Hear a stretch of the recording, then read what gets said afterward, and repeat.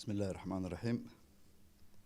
Sous la présidence de son Excellence, M. Ismaël Omar Guelleh, président de la République, chef de gouvernement, a eu lieu ce mardi 10 décembre 2024 la 20e séance du Conseil des ministres.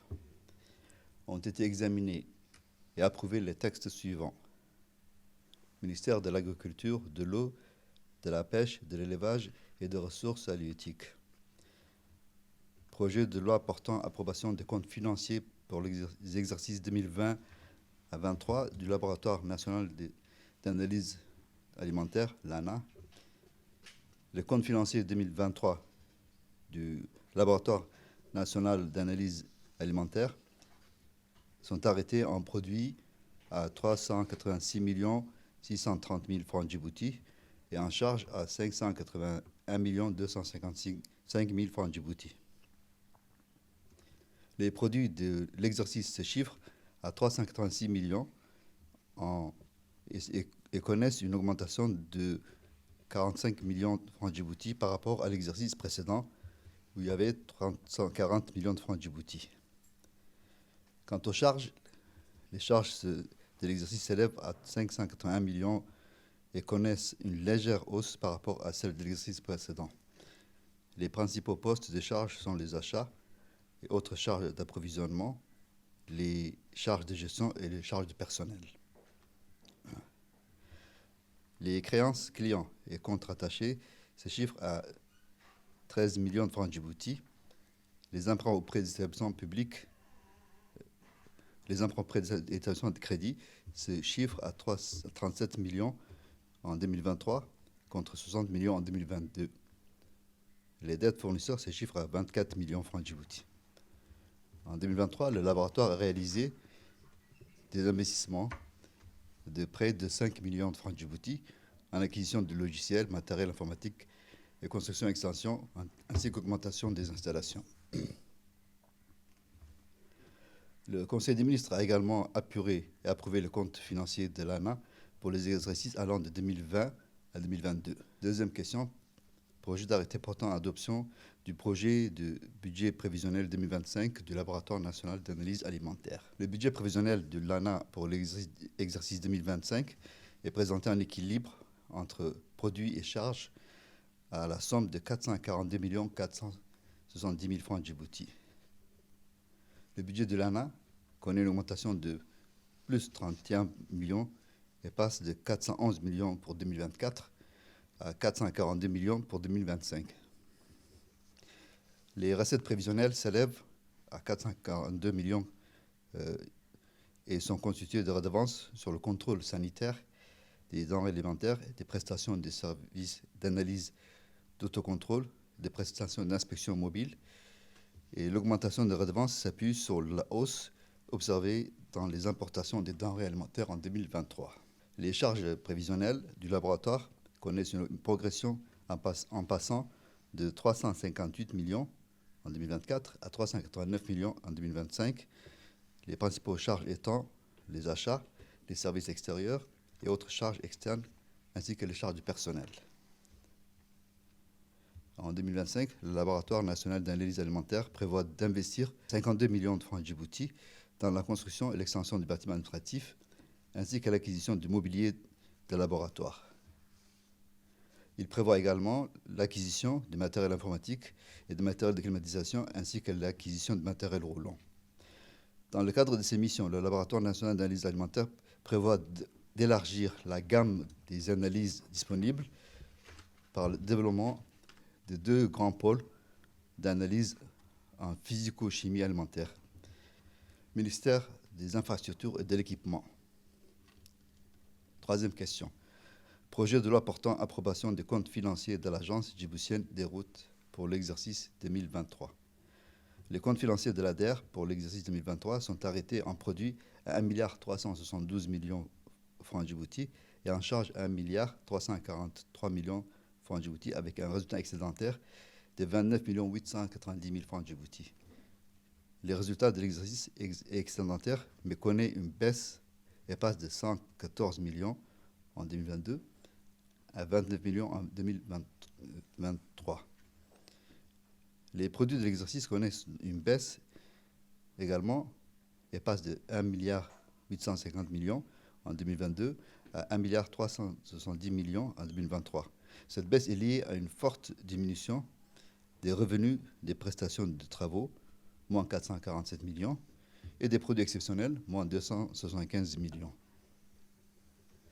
Par contre, la subvention de l'État connaît une progression en passant de 357 millions en 2022 à 599 millions en 2023. Les charges de l'exercice connaissent une forte diminution et passent de 1,7 milliard à 1,3 milliard entre 2022 et 2023. Les principaux postes de charges sont les consommations en provenance des tiers et les charges de personnel. Quatrième question, projet d'arrêté portant approbation et rendant exécutoire le budget prévisionnel 2025 de l'Agence djiboutienne des routes. L'Agence djiboutienne des routes a pour l'exercice 2024 est présentée en produit 1 milliard 611 620 000 en charge et 1 milliard 611 620 000 en produit. Quant au budget prévisionnel 2025, il connaît une progression et se chiffre à 1,6 milliard pour 2025 alors qu'il était de 1,5 milliard en 2024. Les produits sont constitués de revenus VRD dans les anciens lotissements, 665 millions, de revenus de VRD dans les nouveaux lotissements, 300 millions, des prestations de travaux, 28 millions, des prestations d'études et de contrôle, 20 millions, et de subventions de l'État, 367 millions. Les charges d'exploitation prévisionnelles connaissent une légère progression, plus 69 millions francs Djibouti, par rapport au budget précédent. Les principaux postes sont les charges extérieures, 427 millions, qui intègrent le carburant et les lubrifiants ainsi que les pièces détachées. Les charges du personnel s'élèvent à 820 millions en 2025 contre 873 millions en 2024 et connaissent donc une hausse de 7 millions, l'effectif est passé à 397 employés en 2024. En 2025, l'ADER va réaliser des investissements d'un montant de 79 millions en acquisition de logiciels, en construction, en matériel et outillage et matériel informatique et mobilier de bureau, ainsi qu'en matériel de transport. L'ADER va poursuivre la finalisation des projets en cours et la réalisation d'études intégrées des infrastructures routières pour renforcer les voies urbaines de la ville de Djibouti. Ministère de l'économie et des finances chargé de l'industrie. Cinquième question, projet d'arrêté portant approbation et rendant exécutoire le budget prévisionnel 2025 du Fonds de développement économique de Djibouti. Le budget 2025 du Fonds de développement est présenté en produit à 358 285 000 et en charge à 321 857 000 avec un résultat excédentaire de 36 427 000. Les produits prévisionnels connaissent une légère baisse et passent de 385 millions en 2024 à 358 millions en 2025. Les produits sont constitués principalement de subventions de l'État qui est reconduite en 2025 et s'élève à 156 millions et les intérêts sur les opérations de crédit et produits de liquidation de l'ex-banque de développement ainsi que les produits des frais d'intervention. Les charges de fonctionnement prévisionnelles connaissent une baisse de 2,9% par rapport au budget précédent et se chiffre à 298 millions francs. Cette baisse est liée à la diminution des charges financières, moins 8 millions, et s'élève à 30 millions en 2025. Les charges de personnel s'élèvent à 199 millions en 2025 contre 197 millions en 2024. Donc, l'année 2025, le Fonds de développement économique de Djibouti va réaliser des investissements d'un montant de 25 millions destinés à la mise en conformité et à la maintenance des infrastructures électriques, en acquisition de matériel et mobilier de bureau, matériel informatique et matériel de transport. Ministère de la Défense chargé de relations avec le Parlement. Sixième question, projet d'arrêté portant approbation du budget prévisionnel 2025 et le rendant exécutoire le budget de la Caisse militaire de retraite. Le budget prévisionnel de la Caisse militaire de retraite pour l'exercice 2025 est présenté en équilibre en recettes et en dépenses à la somme de 2 866 300 000. Ce budget prévisionnel connaît une baisse et passe de 2,9 milliards en 2024 à 2,8 milliards en 2025. Les recettes prévisionnelles s'élèvent à 2,8 milliards, plus exactement 2 milliards 860 millions, et sont constituées en cotisations versées par les différents régimes de l'armée en 2025 contre 2 milliards 348 millions l'année précédente et la subvention de l'État. La subvention de l'État qui connaît, elle, une diminution et passe pour l'exercice à venir à 499 millions alors qu'elle était de 612 millions pour 2024.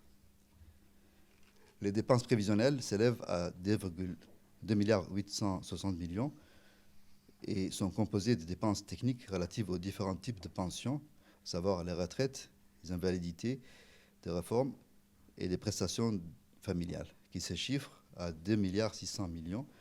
Elles représentent 91% des dépenses totales de la Caisse. Les dépenses techniques connaissent une baisse, 94 millions, due à la diminution des rappels des pensions d'invalidité. Les dépenses de gestion s'élèvent à 217 millions de francs en 2025 contre 212 millions l'année précédente. Ces dépenses intègrent les charges de personnel, 113 millions, les achats, 27 millions, les services extérieurs, 12 millions, et les autres services, 22 millions 500. Le budget d'investissement s'élève quant à lui à 33 millions 500 000 qui sont destinés aux travaux d'aménagement du bâtiment de la Caisse militaire de retraite, à l'acquisition de matériel informatique et de bureaux, ainsi qu'à l'acquisition de moyens de transport. Ministère de la Santé. Septième question, projet d'arrêté approuvant et rendant exécutoire le budget prévisionnel pour 2025 de la centrale d'achat des médicaments et matériel essentiel, la CAM. Le budget prévisionnel 2025 de la CAM est présenté en produit à 1 866 500 000 et en charge à 1 831 50 000 francs Djibouti, avec un résultat net de 35 450 000. Le résultat prévisionnel est en augmentation et passe de 26 millions en 2024 à 35 millions en 2025. Les produits de la CAM connaissent une hausse proviennent des ventes des médicaments, matériels médicaux, réactifs, solutés et vaccins, en total 1 milliard 119 millions, et de la subvention de l'État. Les charges prévisionnelles connaissent une augmentation avec une progression en passant à 1 milliard 810 millions en 2024, qui était 2024, et passe à 1 milliard 830 millions en 2025. Les charges de fonctionnement s'élèvent à 1 milliard 770 millions. Les principaux postes de charges sont les achats des services extérieurs, les autres charges externes et les charges de personnel. Les dépenses d'investissement s'élèvent à 59 500 000 et concernent les droits de mise à jour des logiciels, de réhabilitation des entrepôts sinistrés et l'acquisition de matériel bureautique. En 2024, la CAM a réalisé un audit organisationnel et a élaboré un plan de formation pour développer les compétences de ses employés, un guide de quantification des médicaments essentiels et lancé le projet One Time Delivery. En 2025, la CAM prévoit la rénovation d'un entrepôt de 800 m², la construction de 2 entrepôts régionaux et l'acquisition de nouveaux véhicules pour améliorer les distributions dans les zones difficiles d'accès pour le médicament.